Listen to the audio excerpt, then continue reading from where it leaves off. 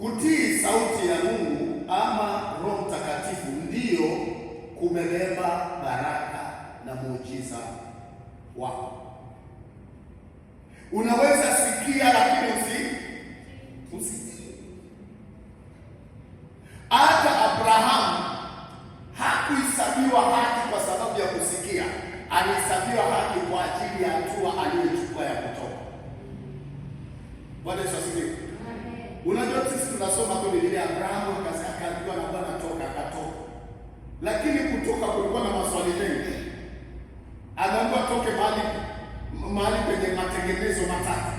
Toka katika nchi yako ambao unaijua vizuri, toka kwa nyumba ya baba yako ambao unajua hata nisisi lala njaa, toka kwa jamaa zako ambao unaweza kuwategemea na kuwatumainia.